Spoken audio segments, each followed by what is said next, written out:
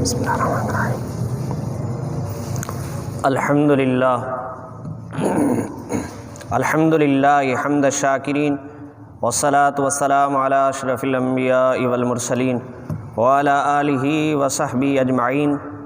اما بعد فاعوذ باللہ من الشیطان الرجیم. بسم اللہ الرحمن الرحیم. انا رحمت محتاد او کما قال النبی صلی اللہ تعالی علیہ وسلم ان اللہ وملائکتہ یصلون علی النبی یا ایھا الذین آمنوا صلوا علیہ وسلموا تسلیما. لبیک اللہم صلی علی سیدنا و شفینا و نبینا و مولانا محمد وعلی آل سیدنا و اصحاب سیدنا و ازواج سیدنا و اولاد سیدنا و مولانا محمد وبارک وسلم. صلاۃ و سلاما علیک یا سیدی یا رسول اللہ. صلاۃ و سلاما علیک یا سیدی یا خاتم النبیین وعلی آلک و اصحابک یا رحمۃ للعالمین. حمد و صلاۃ کا بعد مجھے نہایتی واجب الاحترام معزز سامعین حضرات، افسوس سان چवणो पए थो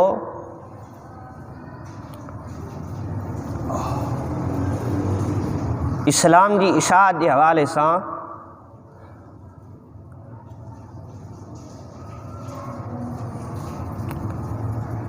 انسان جو نفس وجود تو پنجے جگہ تے، پر دین اسلام کی شریعت کھاں اساں کے سوشل میڈیا تے اشاعت کرن کھاں بھی روکیو پئے ونے. بے حیائی کیتری ہلے پئی، بے حیائی عروج تے آ، بے غیرتی عروج تے آ، ختم نبوت دے حملہ عروج تے آئیں. چھا انہن بدبختن ऐं بے غیرتن کے یہ گال نظر نہ تھی اچے؟ دین اسلام کی اشاعت تھی رہی آ، قرآن جو پیغام پہنچاयो پयो ونے. بدبخت اساں جا جے اقتدار میں مانو اچی ویا، اساں جے کے اقتدار تے پان وہاریو آ پانے ہتھن ساں، انہن ظلم جی انتہا کرے چھڑی آ. اللہ رب العالمین کھان دعا ہے تو خالق کائنات انہن کے ہدایت نصیب فرمائے. اے اللہ کریم اڑو بدلو انہن کھان وٹھندو. ان اللہ سریع الحساب، اللہ رب العالمین حساب وٹھن میں دیر نہ کندو. وہ سمجھن تھا اساں ہمیشہ جے لائے بادشاہ تھی ویا آیوں. اے بدبخت انسان تو کہ ہمیشہ جے لائے بادشاہی نہ ہے ملی، بلکہ تو تے چند ڈینہن جو مہمان آئی نہ دنیا تے، تو موت کے وسارے چھڑیو آ، اللہ جی پکڑ کے تو وسارے چھڑیو آ.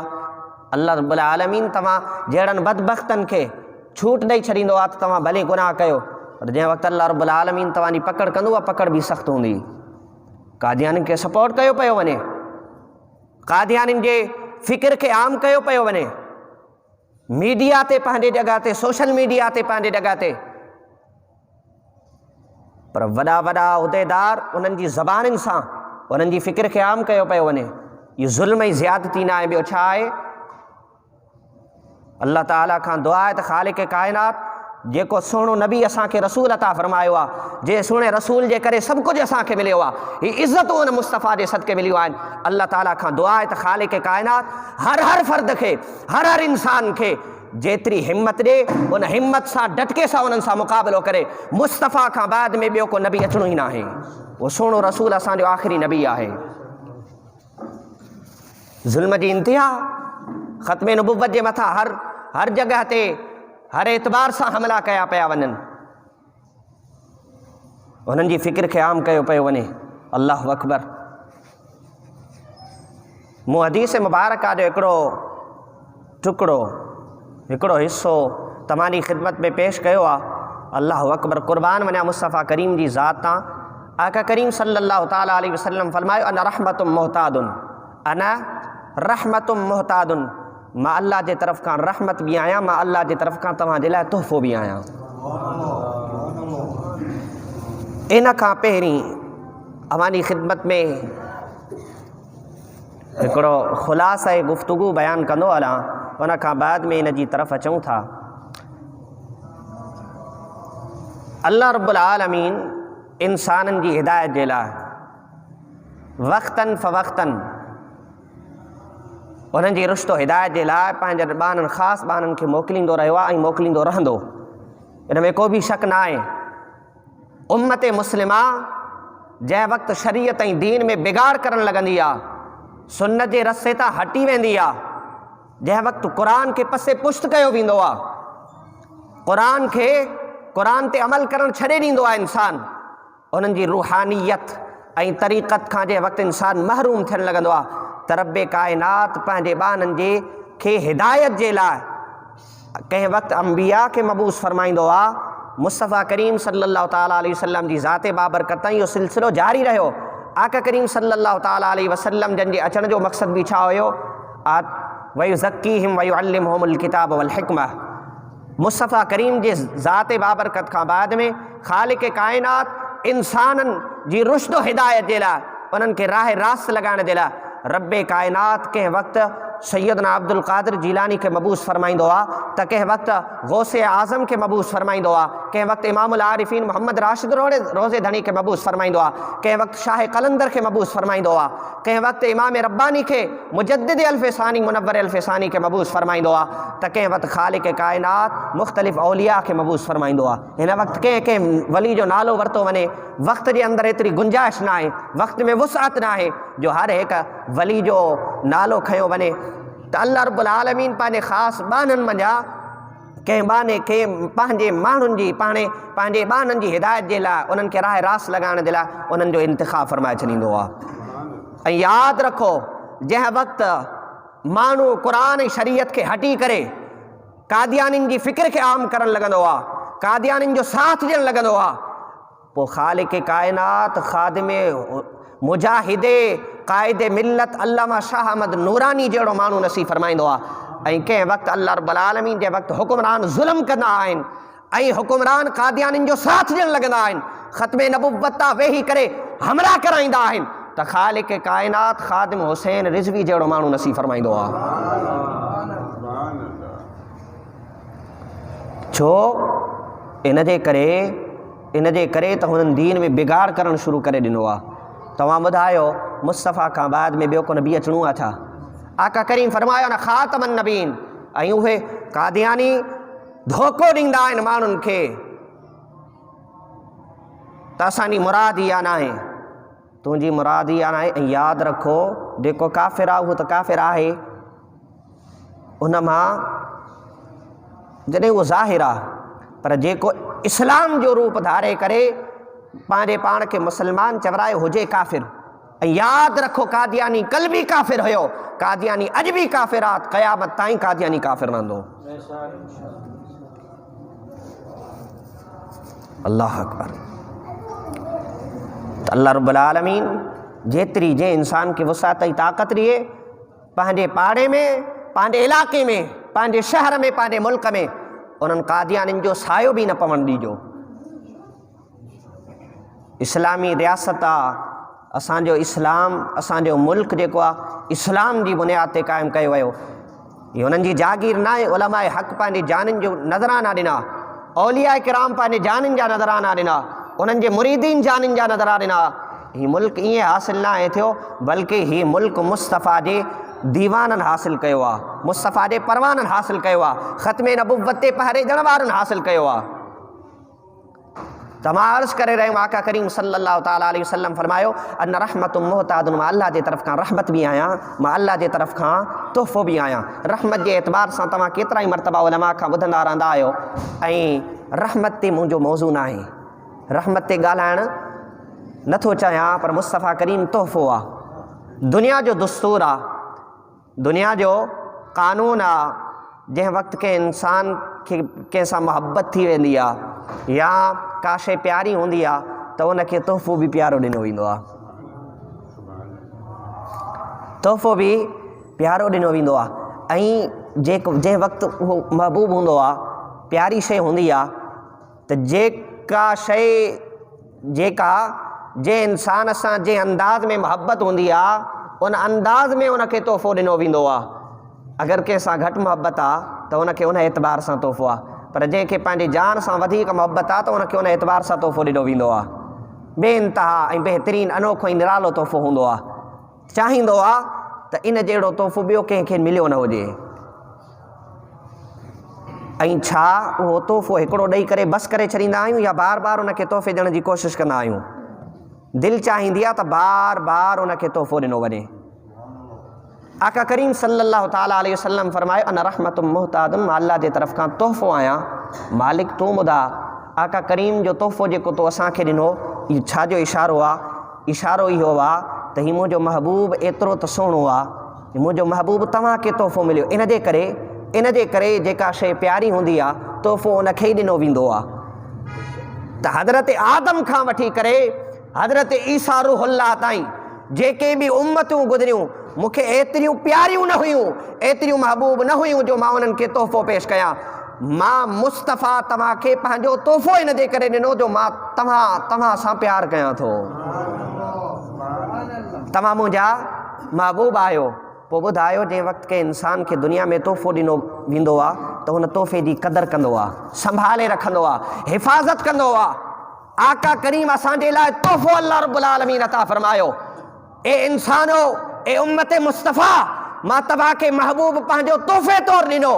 पोइ इंसाननि जो कमु आहे त उन तोहफ़े जो ख़्यालु रखे, उन जी क़दुरु करे। उन जी क़दुरु कीअं थींदी? हा उन जी क़दुरु उन वक़्तु थींदी जंहिं वक़्तु अज़मत मुस्तफ़ा ते केरु हमिलो करे, अज़मत मुस्तफ़ा खे बयानु कयो त इहो मुस्तफ़ा जे तोहफ़ो जी क़दुरु आहे। मुस्तफ़ा जी ख़त्मे नबुव्वत ते केरु हमिलो करे, केतिरो वॾो पावर वारो छो न हुजे, सुपर पावर हुजे, तॾहिं बि मुस्तफ़ा जे तोहफ़े जो जेको तव्हांखे अल्लाह ताला तोहफ़ो अता फरमायो आहे, तव्हांजे मथां उहे ज़िमेदारी आहे, उन तोहफ़े जो क़दुरु कयो। मौला क़दुरु कीअं थींदो? फरमायो ॿाहिरि निकिरो, ख़त्मे नबुव्वत जा मुहाफ़िज़ थी वञो। इहो ई तव्हांजे तोहफ़े जो क़दुरु करणु आहे। दुनिया जो दस्तूर आहे, असां कंहिंखे तोहफ़ो ॾियूं त तोहफ़े जी हिफ़ाज़त कंदो आहे, संभाले रखंदो आहे। हीअ मूंखे मिसाल जे तौरु वालिदैन तोहफ़ो ॾिनो आहे, मूंखे पंहिंजी भेण तोहफ़ो ॾिनो आहे, मूंखे पंहिंजे भाउ तोहफ़ो ॾिनो आहे, मूंखे पंहिंजे घरवारे तोहफ़ो ॾिनो आहे, मूंखे पंहिंजी घरवारी तोहफ़ो ॾिनो आहे, उनखे संभालणो आहे। मूंखे पंहिंजे उस्ताद तोहफ़ो ॾिनो आहे, कंहिं उस्ताद खे शागिर्द तोहफ़ो ॾिनो आहे, वॾी हिफ़ाज़त कंदा आहिनि। त आका करीम फरमायो, मां तव्हांजे लाइ तोहफ़ो आहियां। जंहिं वक़्तु आका करीम जे इल्म जे मथां एतिराज़ थिए, जंहिं वक़्तु आका करीम जी अज़मतुनि जे मथां हमिलो थिए, जंहिं वक़्तु आका करीम जी रिफ़ातुनि जे मथां हमिलो थिए, जंहिं वक़्तु आका करीम जे शान ऐं अज़मत जे मथां हमिलो थिए, जंहिं वक़्तु आका करीम जे ख़त्मे नबुव्वत ते हमिलो थिए, ए इंसानो, तव्हांजे मथां मुंहिंजे महबूब जा परवानो, मुंहिंजे महबूब जा दीवानो, मुंहिंजे महबूब जा आशिको ॿुधी छॾियो। मां रब्बे काइनात मुस्तफ़ा तोहफ़ो अता फरमायो आहे। तव्हांजे मथां इहा ज़िमेदारी आहे, उन तोहफ़े जो क़दुरु ईअं कयो जंहिं वक़्तु अज़मतुनि तां हमिलो थिए। खुले बाज़ार, सरे बाज़ार मुस्तफ़ा जी अज़मतुनि खे ॻायो, मुस्तफ़ा जी शान खे ॻायो। ख़त्मे नबुव्वत ते जंहिं वक़्तु हमिलो थिए, पोइ सभु ख़ादिम हुसैन रिज़वी थी वञो, सभु निकिरी पओ, मुस्तफ़ा जी हिफ़ाज़त कयो।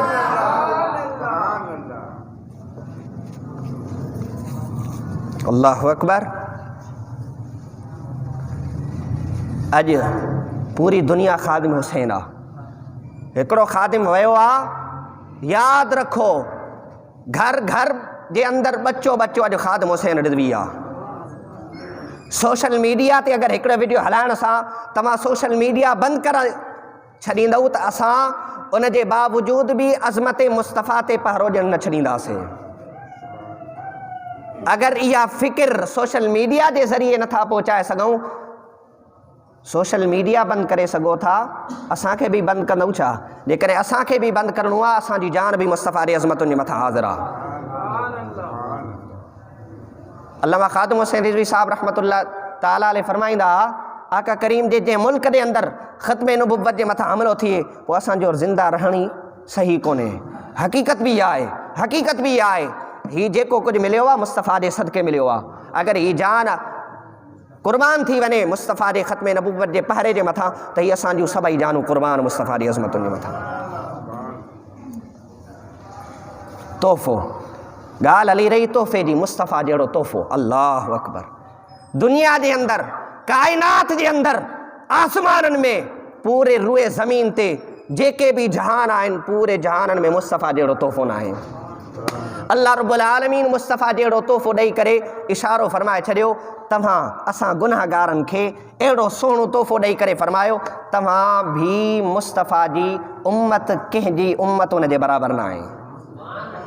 पोइ ॿुधायो, जॾहिं अल्लाह ताला एतिरो प्यारु करे थो, अल्लाह ताला एतिरो प्यारु करे थो, पोइ मुस्तफ़ा जी अज़मतुनि जे मथां क़ुर्बान थियूं या न थियूं?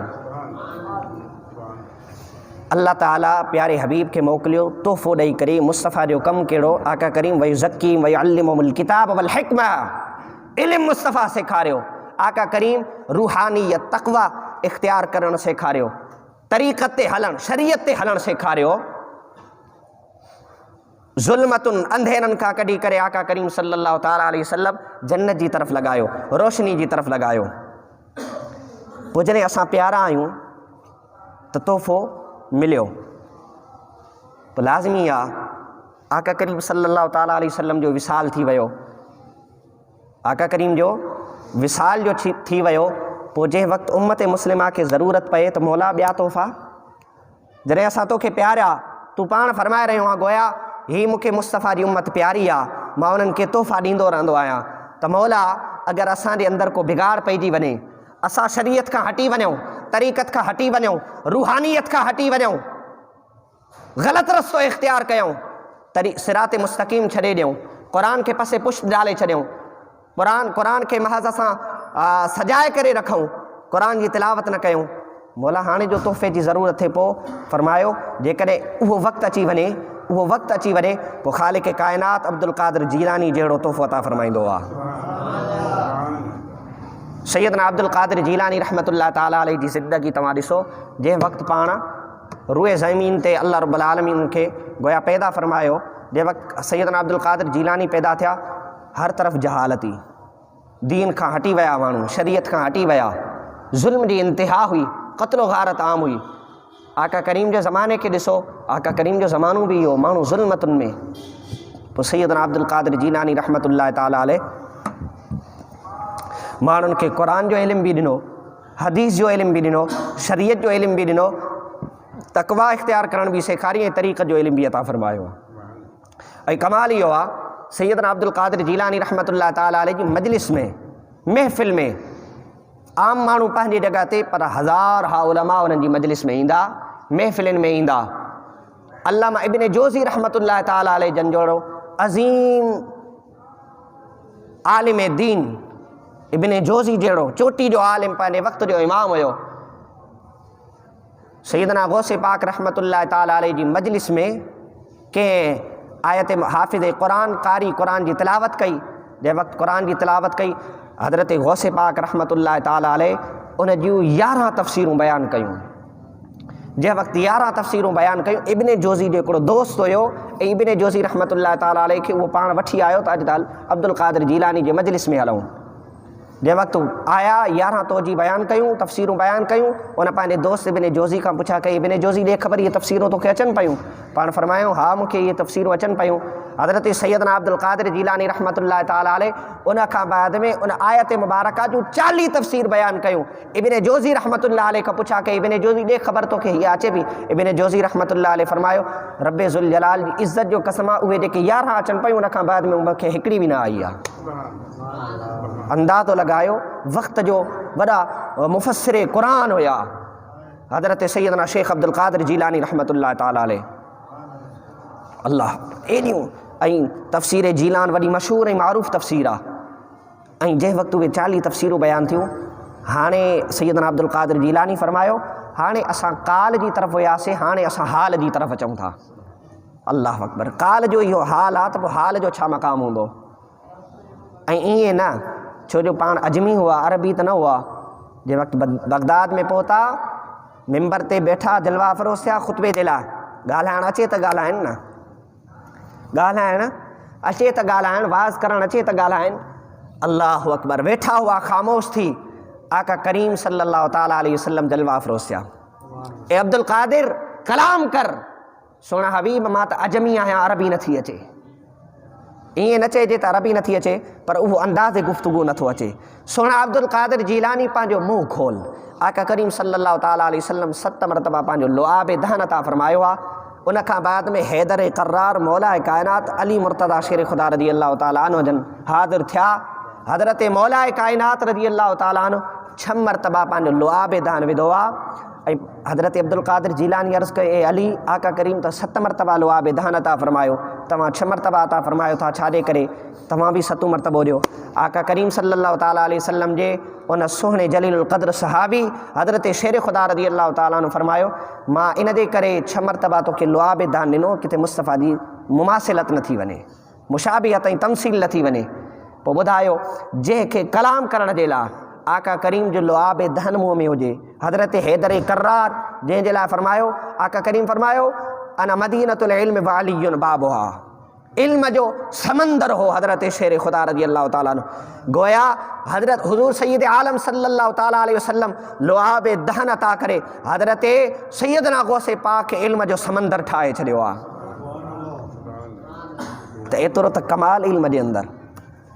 सैयदना गौसे पाक रहमतुल्लाह ताला अलैहि जो ज़मानो बि इहो ई हो, जहालत हुई, जहालत जी इंतिहा हुई, क़त्लो गारत आम हुयो, हमला थींदा, शरीयत खां दीन खां माण्हू बिल्कुलु हटी विया। फ़ी ज़माना बि अगरि गौर फ़िक्र कयो वञे त इंसान असां शरीयत खां हटी वियासीं, क़ुरान खे पसे पुछ डाले छॾियोसीं। महज़ क़ुरान असां सींगार जे लाइ पंहिंजे लाइब्रेरियुनि जे अंदरि सजाए करे रखी छॾियो आहे। असांखां क़ुरान जी तिलावत नथी पुॼे, असांखां शरीयत जा अहकाम ते अमल नथा थियण पहुचनि, असांखां सही अंदाज़ में नमाज़ पढ़णु नथी पुॼे। अल्लाहु अकबर। पोइ मौला तोखे पंहिंजी उम्मत त प्यारी आहे, तोखे उम्मत प्यारी आहे, हिकु तरफ़ सोणो मुस्तफ़ा तोहफ़ो अता फ़रमायो, पोइ बार बार तूं औलिया जी शक्ल में तोहफ़ो अता फ़रमाईंदो आहे। त अल्लाह रब्बुल आलमीन हिन ज़माने जे अंदरि अगरि तोहफ़ो अता फ़रमायो हो, तोहफ़ो अता फ़रमायो हो, उहो ख़त्म नबुव्वत जो मुहाफ़िज़ अल्लामा ख़ादिम हुसैन अता फ़रमायो। हक़ीक़त आहे पूरी पंहिंजी ज़िंदगी एतिरा उशाकान मुस्तफ़ा सल्लल्लाहु ताला अलैहि वसल्लम पंहिंजी पूरी ज़िंदगी ख़त्म नबुव्वत जे मथां क़ुर्बान करे छॾी आहे। ख़त्म नबुव्वत जे हवाले तां ख़त्म नबुव्वत जा मामला थींदा रहिया। अल्लाह ताला उन्हनि खे आवाज़ जे अंदरि एतिरो त पावर अता फ़रमायो जो इंसान उन्हनि जी आवाज़ खे ॿुधे, एतिरी कशिश हुई जो इंसाननि जे अंदरि जिहाद जो जज़्बो पैदा थी वेंदो हो। काफ़ी सारा जेके मीडिया ते विहण वारा आहिनि उन्हनि चयो अगरि जेके बॉर्डर ते माण्हू वेठा आहिनि, असांजा मुजाहिदीन वेठा आहिनि, अल्लाह ताला उन्हनि खे ख़िदरी हयाती अता फ़रमाए, मुल्क जी हिफ़ाज़त थी रही आहे, मुल्क जी हिफ़ाज़त थी रही आहे। उन्हनि फ़रमायो अगरि तव्हां बॉर्डर वारनि खे अल्लामा ख़ादिम हुसैन रिज़वी साहब खे सिर्फ़ु हिकिड़ो कलाक ॾियो, पोइ ॾिसो त हुननि जे अंदरि जिहाद जो केतिरो जज़्बो पैदा थी वञे थो। अल्लाह ताला कंहिंजे अंदरि का ख़ुशूसियत अता फ़रमाए छॾींदो आहे, कंहिंजे अंदरि कहिड़ी ख़ुशूसियत हूंदी आहे, कंहिंजे अंदरि कहिड़ी ख़ुशूसियत हूंदी आहे, ऐं हुनजो अंदाज़े गुफ़्तगू, अंदाज़े कलाम, अल्लाहु अकबर सुभान अल्लाह, उन जहिड़ो ॿियो को अंदाज़ इंसान अपनाए नथो सघे। त चवण जो मतिलबु ऐं मक़सदु इहो आहे त अल्लाह रब्बुल आलमीन वक़्तन फ़वक़्तन उम्मत मुस्लिमा जी रुश्द हिदायत जे लाइ, उन्हनि खे राह रास्ते लॻाइण जे लाइ अल्लाह ताला तोहफ़ो ज़रूरु अता फ़रमाईंदो आहे। अगरि हिकिड़ो तोहफ़ो वियो त ॿियो तोहफ़ो ईंदो, ॿियो तोहफ़ो वियो त को तोहफ़ो ईंदो।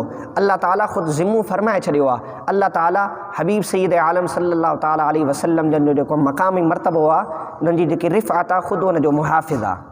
अल्लाह ताला जंहिंखां चाहे कमु वठे, पोइ अल्लाह ताला पंहिंजे बहाननि जे ज़रिए मुस्तफ़ा जी अज़मतुनि खे बयानु कंदो रहंदो आहे गोया, ऐं उन्हनि जो हिफ़ाज़त फ़रमाईंदो रहंदो आहे। इंसान त इंसान अल्लाह ताला अगरि जानवरनि खां कमु वठणु चाहे त जानवरनि खां बि कमु वठंदो आहे।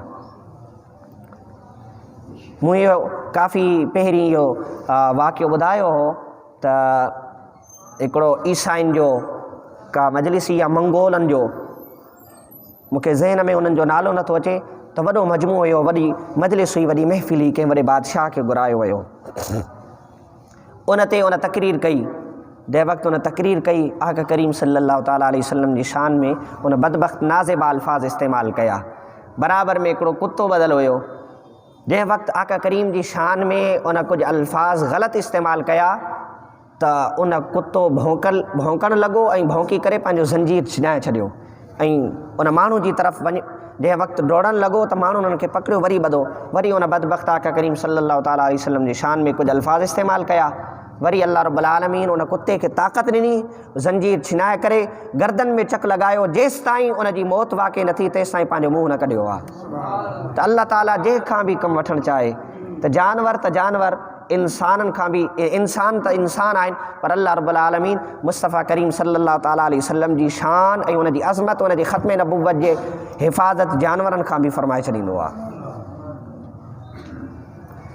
त अल्लाह ताला اگر تمہاں کے بھی کنहिं مقام تے کنहिं جگہ تے کو موقع عطا فرمائے تا تمام بھی ختم نبوت کے حوالے ساں شریعت کے حوالے ساں قرآن کے پیغام کے حوالے ساں تمام عام کयो تمام پانجے بچن میں پانجے ادارن کے اندر जेके स्कूल्स में टीचर्स आहिनि या जिन जा इदारा क़ाइमु आहिनि बिलख़ुसूस शरीयत जो अहकामात वग़ैरह इहे मामूली जेके ज़रूरियात दीन आहिनि उहे तव्हां उन्हनि ताईं पहुचायो। अल्लाह हिकु आहे, मुस्तफ़ा करीम उन जो नबी आहे, उहो ख़ातमन नबीयीन आहे, उन खां बाद में ॿियो को नबी अचिणो न आहे वग़ैरह वग़ैरह जेके ज़रूरियात दीन वञा आहिनि। इख़्तिलाफ़ी शयूं न, इख़्तिलाफ़ी शयूं हरगिज़ न हुजणु घुरिजनि।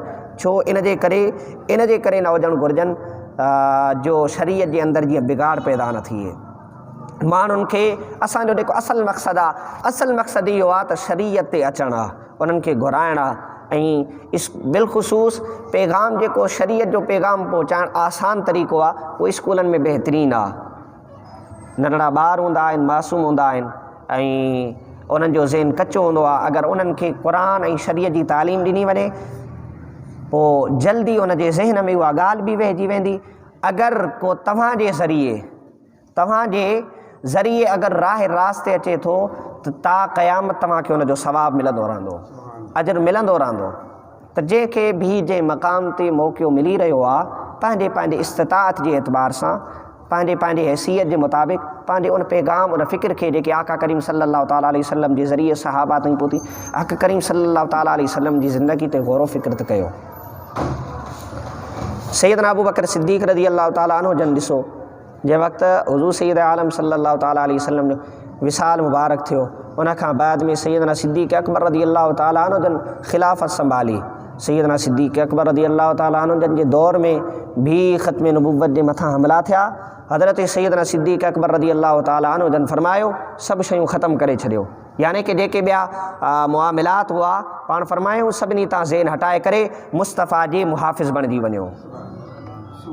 ऐं यकीनन तमाम जो केतिरा ई सहाबा ऐं जेतिरा सहाबा उन जंग जे अंदरि शहीद थिया ऐं हाफ़िज़ क़ुरान हुआ।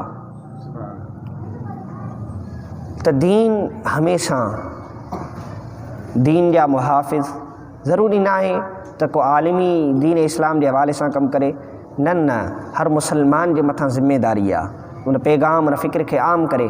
अल्लाह रब्बुल आलमीन खां दुआ आहे त ख़ालिक़ काइनात दीन इस्लाम जे अहकामनि ते अमल जी तौफ़ीक़ अता फ़रमाए, शरीयत ते हलण जी तौफ़ीक़ अता फ़रमाए ऐं ख़त्म नबुव्वत जो असांखे मुहाफ़िज़ बनाए। व आख़िर दावाना अनिल हम्दुलिल्लाहि रब्बिल आलमीन।